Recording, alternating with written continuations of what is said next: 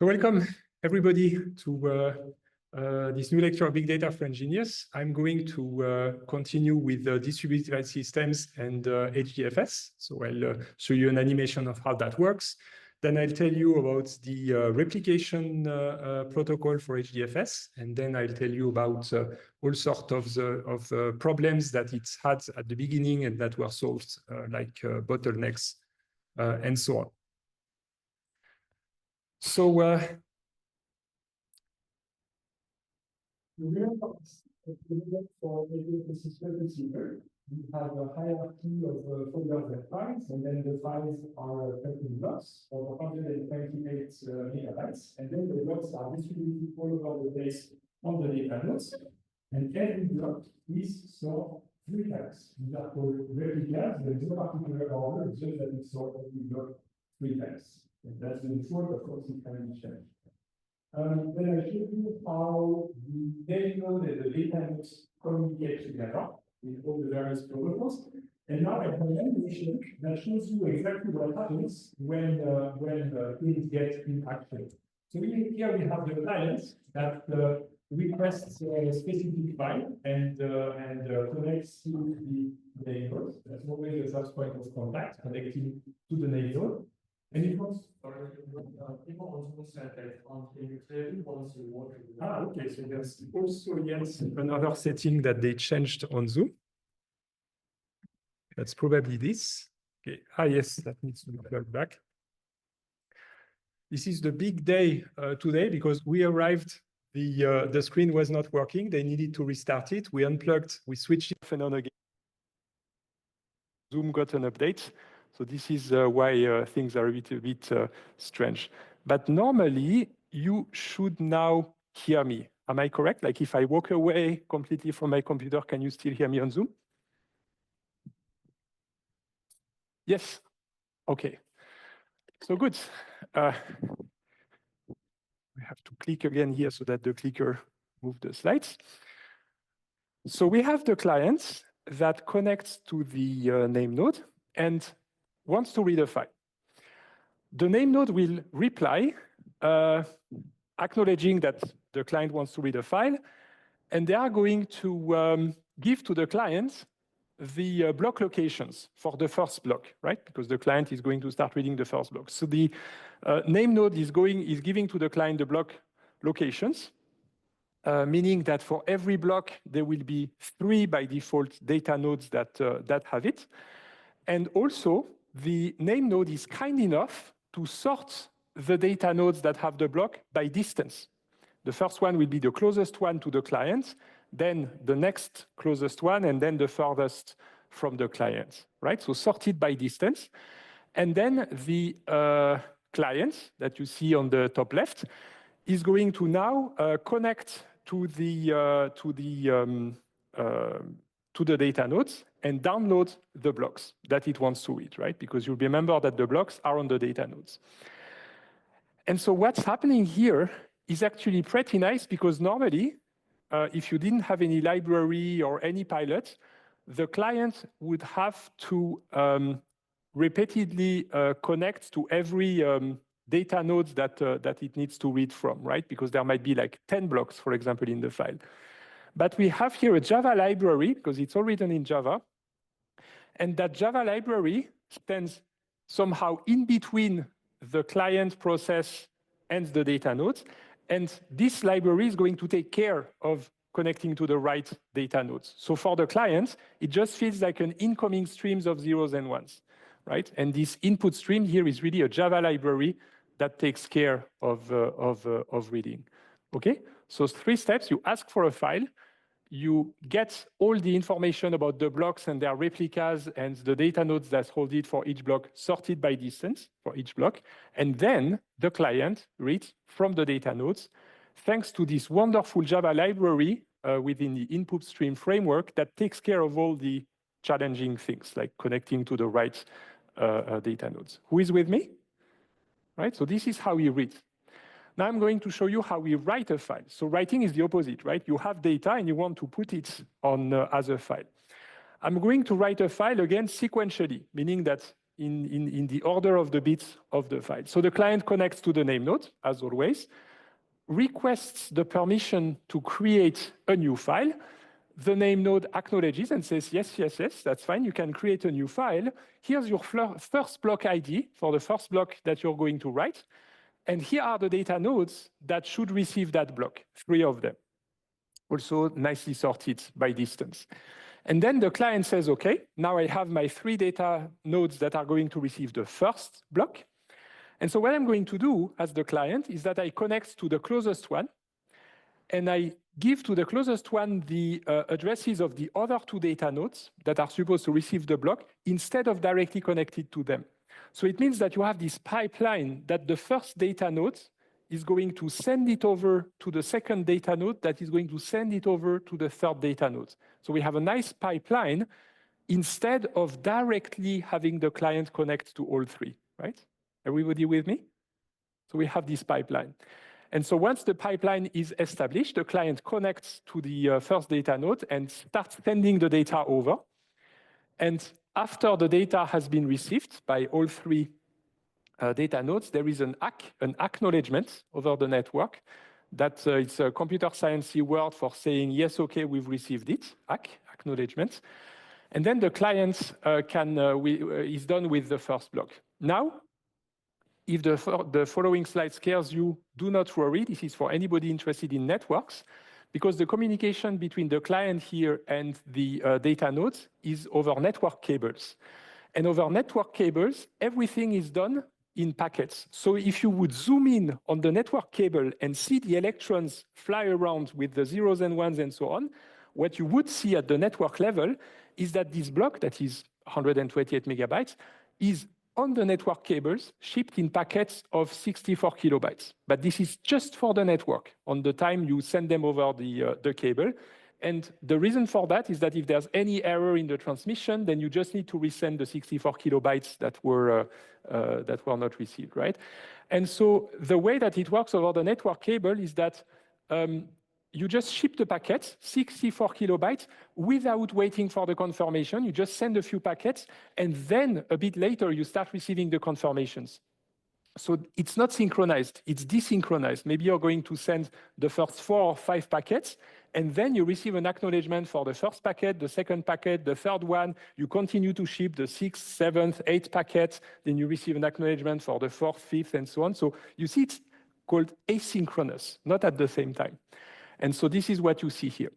If that scares you, forget about it. That's just a detail if you would actually zoom on the network cable to see what's going on. But if you zoom out and do not look at the network cable, and now the clicker stopped working.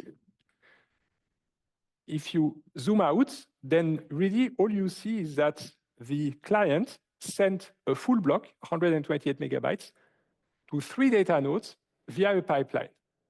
Okay, who is with me? Very good. So we are done with the first block. And what happens is that after receiving the acknowledgement, the client is going to do it all over again for the second block, the third block, the fourth block, and so on. Every time it goes back to the name node, sends, I'm ready for the next block. The name node replies with 3 data nodes coordinates saying, these are the 3 data nodes that will now accept this nth block. And then, again, the client connects via a pipeline to the 3 data nodes, ships the block over the network on the cable in packets of 64 kilobytes with a total of 128 megabytes. Okay? How many network packets for one block then? 64 kilobytes for 128 megabytes?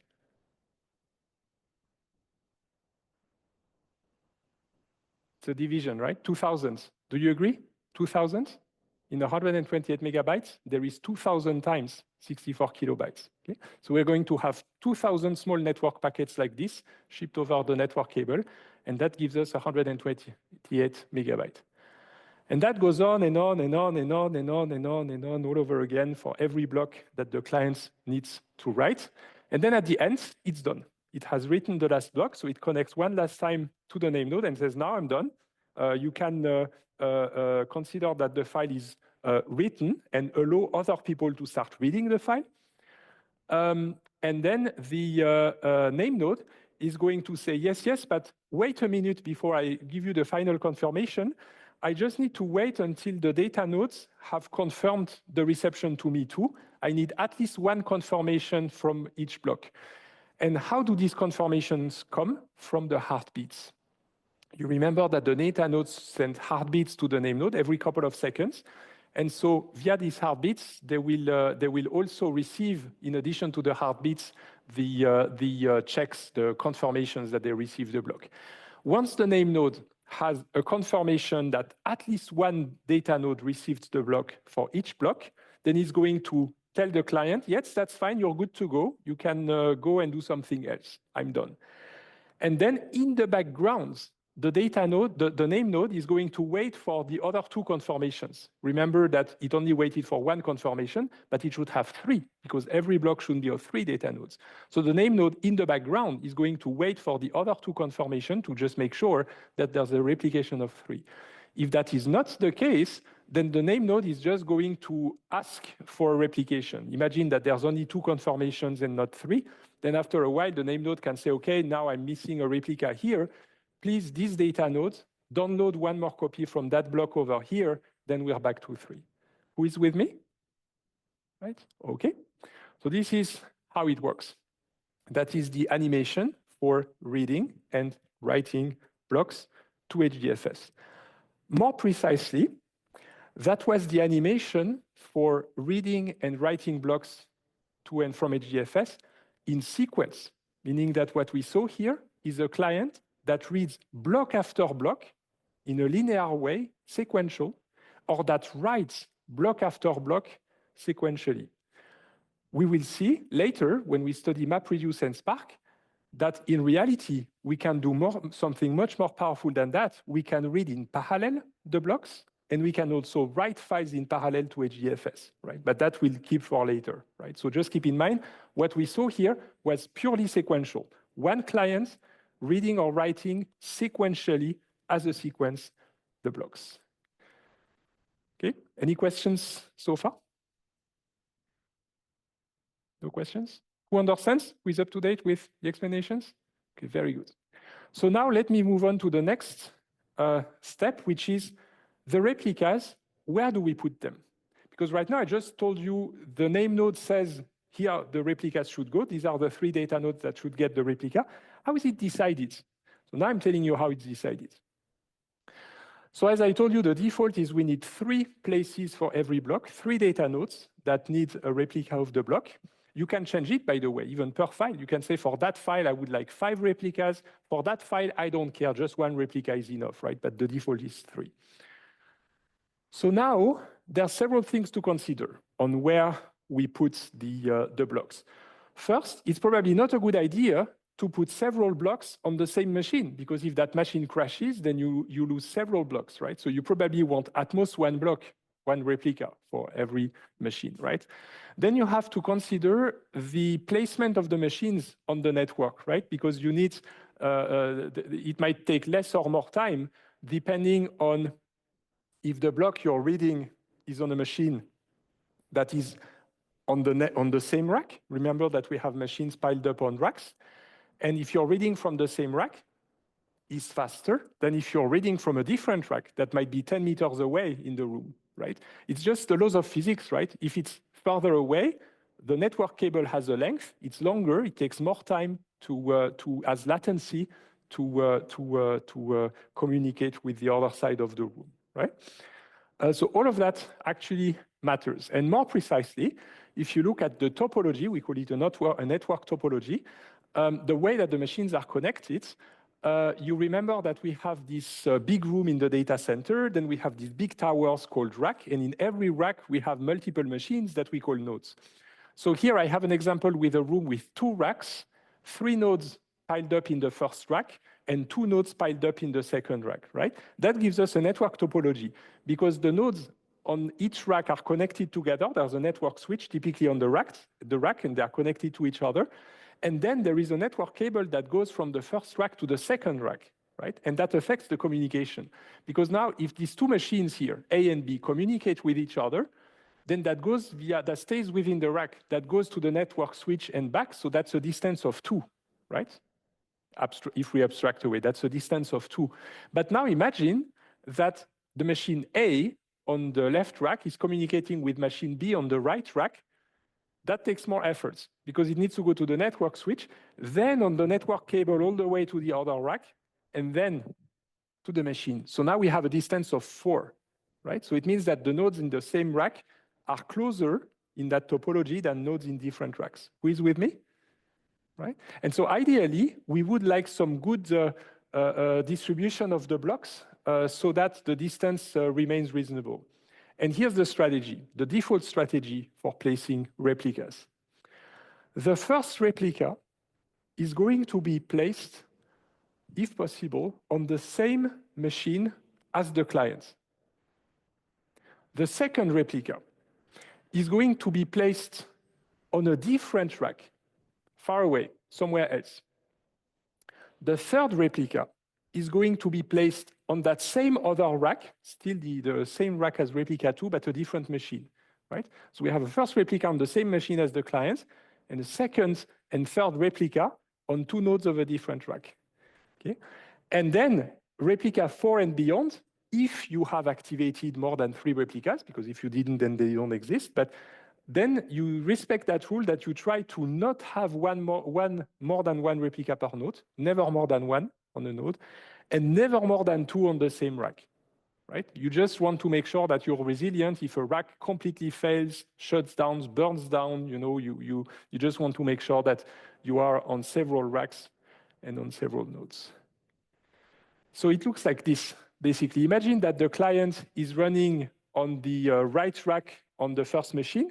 Then you would put 1 replica on that same machine as the client, and 2 replicas on the other rack on 2 different machines. For whom is that clear? Right. Very good.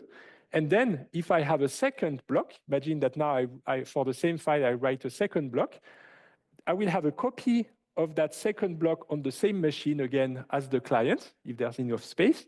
And then I'm going to place the other 2 replicas on some other rack, but it doesn't need to be the same rack as for the first block. Could be now a third rack somewhere else, right? So that's what it looks like. Of course, that works as long as the size of the file is reasonable, right? And that we can place all of a copy of each block on the same machine as the clients. Any questions so far? Yes?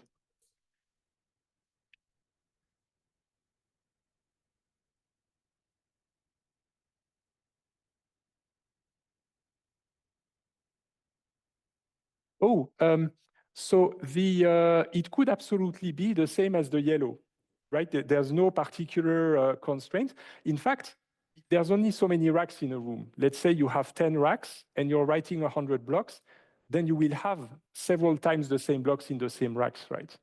It's called the pigeonhole principle. You know the pigeonhole principle? It's a very powerful principle in mathematics called also Dirichlet. It's the idea that if you have 10 holes and 11 pigeons, there's at least 1 hole with 2 pigeons, right? It looks very simple. You wouldn't imagine all the complex mathematical proofs that can be done with that. And so what happens if you have more blocks than racks, then yes, you will have at some point the other 2 replicas will be on the same rack as the replicas of a different block, right? So that doesn't need to be different. Does it make sense? All right. Now I still would like to say a few words because maybe something might confuse you, even though this year nobody asked. Because I said the same machine as the client. But wait, doesn't mean the client is one of the data nodes, right? That might come as a surprise, right? Because in my diagrams before, if I look at here, the client was not one of the data nodes. That was just some computer that I put aside. It might be your laptop, actually, the client, connecting to some AGFS cluster. And now I'm telling you, I'm putting the replica on the same node as the client. So the client is running also on the same machine as the data node. And in fact, yes, that is the case when you use MapReduce and Spark. In fact, when we will use later MapReduce and Spark, we will have an AGFS client running pretty much on every machine in parallel. So this is the reason why very frequently the client that is communicating with AGFS will be a process that runs on the same machine as a data node process, right? So this is the reason why I'm saying here, if now we have the client running on that machine that attempts to write a block, then it will write this first replica on the same machine, right? And in general, imagine that we'll see in a couple of weeks, we have plenty of clients running on plenty of machines, the same machines as the data nodes. And we will see that that brings us a big performance benefit, the fact that we are running the clients on the same machines as the data nodes. But it doesn't need to be. You can absolutely also run a client on your laptop with the name node and data node in an Amazon cluster. That also works. It's just going to be a bit slower because your laptop needs time to connect to the machines in the cluster. Who is with me? Right? Okay. And so if you're running from your laptop, then the first replica obviously is not going to be put on your laptop, right? It's going to be put randomly on any node in the cluster in that case. All right. And a common question that also happens is, why do we put the first node on the same machine and then the other two nodes on a different rack? Why don't we put the second replica on the same rack as the clients? But then this is the problem you get. If we would do that, then we would have a block concentration too much on the same rack, right? So this is something that is not so good. And this is the reason why we prefer to do something like this. Okay. Yes, on Zoom, Edward asked, client equals to my laptop? Yes, a client. So a client is just a piece of software, a Java program, a Python program, like anything that communicates with a GFS. It could also be your command line window, that is the client. And that client can run on your laptop, or it can run in the data center, right? Yeah. So both are possible. Let me tell you maybe more details of what I mean running in the data center. What many people do, especially when they play around with Spark, is to create a GFS. You can actually also do it yourself, right? You can connect to Amazon or Azure or Google Cloud, and with just a few clicks, you can get a small HDFS cluster. Just a few clicks, and you get, let's say, 10 machines, 10 HDFS machines. Then you can start interacting with them. What people very commonly do is that in order to interact with the machines, they are going to connect to one of these machines and run all of their commands from that machine. The way they do that is called SSH. Who has ever heard of SSH? Okay, many of you. SSH is just a tool that you use to connect to a machine remotely in a data center and then send commands from it. If you do use SSH to connect to the data center and run your commands from there, then your client is on the same process of a data node, because typically you will connect to one of the data nodes to do that, right? You could also connect to the name nodes, but you maybe don't want to overload it. So that's it. But if you want, you also can say, no, I don't want to use SSH. I really want to run everything from my laptop. But then, again, that's a remote command. You're connecting to the cluster, but the client is sitting on your laptop. Does it make sense? Yes, and a follow-up on that. So if the laptop is shut down, the replica will no longer be available, right? No, because that's what I said earlier, is that if the client is running on your laptop, then obviously you're not going to store the replica on your laptop. The replica can only be stored where there is a data node. And you agree there is no data node on your laptop, right? You're not running on HDFS on your laptop. There is no data node. So in that case, that's the exception. That's what I meant on that slide, or random. And the or random is the case where the client is not on the cluster, but it's your laptop. Then it's a random node. Any of the data node will do, right? And so even if your laptop disconnects or switches off, the block is still in the cluster of machines. Does it answer your question? Very good. And you will see things will become clearer when we will use MapReduce and Spark. I will come back to this idea of where the clients are running. Okay, any more questions before I move on to the next part? No questions on Zoom either? Okay, so let me move on then. You remember this architecture, right, that I showed you last time? We have the name node, and then we have all of these data nodes that store the blocks. And then we saw that the name node has a few things in there. It has the entire tree of directories and files. It has the mapping from the files to the block IDs, and it has the mapping from the block IDs to the data nodes locations that contain a copy of the block. But now my question to you is, what happens if the name node fails? Can we still read the data? Who thinks we still can? Okay, who thinks we cannot read the data anymore? Okay, and so the latter are correct. We cannot read the data anymore. Because if you think about it, if all I have is the data nodes, then yes, I might have the blocks, but I have absolutely no idea what block belongs to what file and in what order. I lost all of that information, right? I just have the zeros and ones, but I cannot rebuild the files. And the problem we have here is that it's enough that just that machine fails. And we saw that a crash of a machine, that can happen all the time. So it can absolutely happen that the name node just fails. And this is what computer scientists call a single point of failure when we have this kind of thing. It's a single point of failure. And a single point of failure is something really bad, because if it fails, you're done, right? So we have a problem. And of course, the engineers that designed HDFS solved that problem and suggested a solution. And the way they think about it is that if you zoom in on the name node, you remember these three things. It has the tree of directories and files, called the file namespace. It has the file to block mapping, and it has the block locations mapping, right? That I showed you last week. Now, you probably want to make some backup. It's a good idea, right? So let's back that up. Let's make a copy of all of that to some location. Some persistent storage. I'm going to store 1 and 2, so the tree of directories and files. I'm making a copy. And the mapping from the files to the block IDs, I'm making a copy too, right? I call it a namespace file. That namespace file is obviously not going to be stored on HDFS, right? Because if I store it on HDFS, I have a bootstrapping problem, right? You know bootstrapping? It's the Baron of Munchausen pulling on the bootstrap and in order to fly.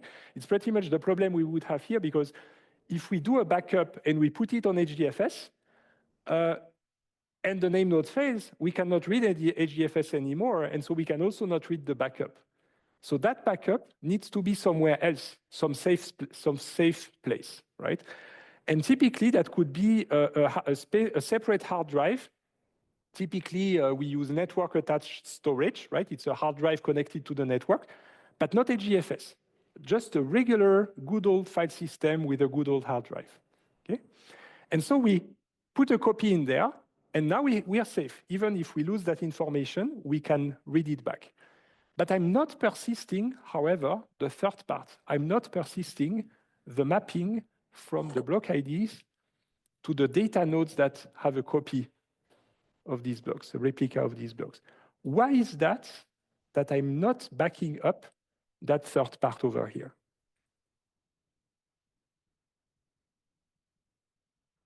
Why don't I need to back that up?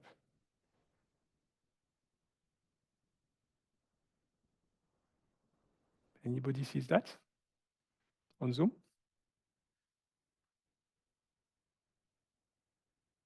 Yes? Exactly. You can get that information back.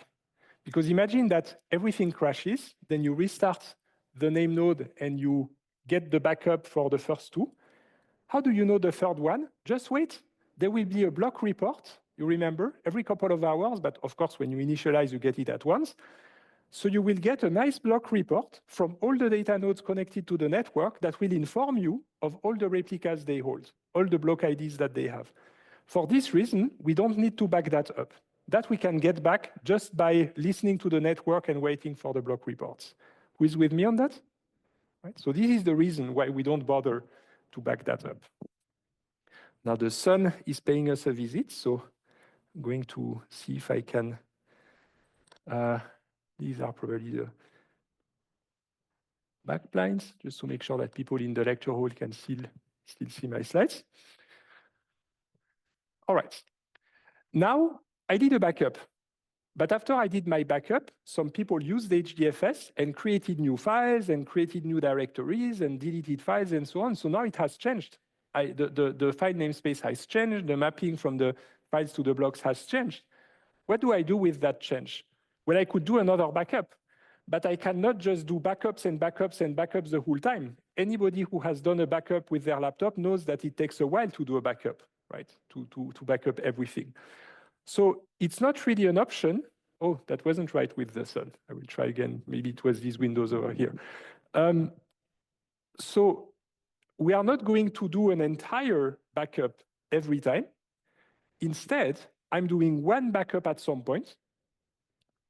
And then I'm just going to keep a journal, a log, with all the changes. That's called an edit log.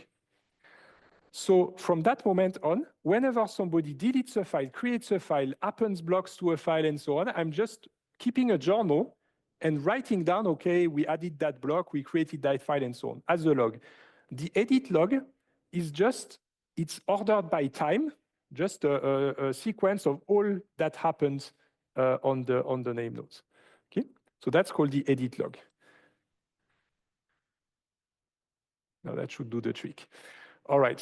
And so, of course, what happens is that if I keep using HDFS, the edit log is going to grow because the more we write and create directories and so on, the more the edit log is going to grow, right? So this is basically how it works. The namespace file is just a snapshot at some point, and then the edit log has all the changes since then, since the snapshots. And what we do, it's on some hard drive. And for extra security, because maybe you have all of your company, customers, and data, and all your business is in there, maybe you also want to back that up again to some other locations, for example, S3, right? The Glacier, the cheap model that has a very high latency, you can use that. It's very cheap, and you can just store yet another copy of the namespace file and edit logs for the long term, right? Just in case you also use that hard drive. You're never so sure, right? So now, at least we no longer have that much of a problem if it fails. We just start it up again, and we know that we can load back the data from the namespace file and the edit log. So let's do it. Imagine it crashed. I'm starting up the name node again, has an empty memory. So what I'm doing is I'm reading the namespace file, loading back the file system, the entire tree, and the mapping from files to blocks. But then what I have now is old, right? That was when I took the snapshot of the namespace file. So what I do is I also play through the edit log. I put this little triangle to say we play the edit log. We just apply in order all of the changes in the edit log. Do we have any musicians in there? I'm sure we have musicians. Who is a musician? No musicians? Okay. Because there is a technique, a format in music called MIDI, M-I-D-I, which is a model based on sequencing of music. So you store all of the music notes somewhere with the time at which they are played. And then a MIDI sequencer is going to read the files and then play all the instruments and all the notes that they are in there. And playing the edit log is very similar. We just go through it and play all the changes that have been made. And that gives us a more up-to-date file system and file-to-block mapping. Okay? And the block locations, as you said, we just wait for the block reports that come from the data nodes that are going to start connecting again to the name node, worried about what happened, right? And then they connect again, and then we get all of the block reports from them, and this is how we get. And now, that's it. We have everything. We can start functioning again. But there's a problem, is that doing all of that, loading the namespace file and first starting the machine up, loading the namespace file and reading the edit log, that's going to take 30 minutes. So you're basically telling all of your employees, if you're a company, or all your clients, that now for 30 minutes, everything is unavailable. And that might not be okay, right? Because if you have a service level agreement with 99.9999999% and so on, 30 minutes is not acceptable, right? So that's too much. That is too much. So of course, the engineers found solutions for that. Can we do better? Yes, we can absolutely do better. One way to do better is that after a while, when the edit log has grown and grown and grown and grown and grown and grown, at some point, you're just going to make a new snapshot. So you merge again the edit log into the old namespace file. Now you have a new namespace file and an empty edit log again, right? You're just taking a new snapshot. And now if we have a crash, then we directly load the new namespace file, and now the edit log is empty. So we are no longer losing the time of playing the edit log, right? And we start again with an empty edit log, then it's going to grow again. Then we again do a checkpoint, then we again grow the edit log, then we again do a checkpoint. We just do it in regular intervals, right? Okay. So far, so good? Yeah. All right. So now there's other techniques that the engineers had in mind. One such technique is to have another name node, a second one. This other name node is just in the background. It's totally useless at the moment as far as HDFS is concerned. But the only thing that it does is that it does as if it were the name node, meaning that it maintains in its memory the file namespace, the mappings, the mappings from the blocks to the data nodes and so on, as if it were the name node. And what happens is that if the active name node is failing, then the other name node takes over. And it's going to be able to take over immediately because it already has everything it needs in memory, right? So that we call the standby name node. Its only job is just to stand by and be ready just in case. And the active name node is the one that serves the clients. And of course, both of them are going to read from the same network attached storage, so the same drive where we have the namespace file and the edit log. And so they see the same, exactly the same data. Okay, who is with me? Very good. Now, they keep adapting that to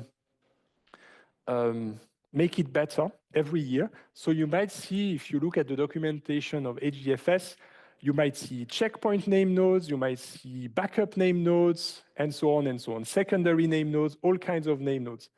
These are just older versions of this, in older versions of HDFS, right? So now we no longer use them because we have this more modern thing that is just the standby name node. But there is something they added at some point that they call the observer name node.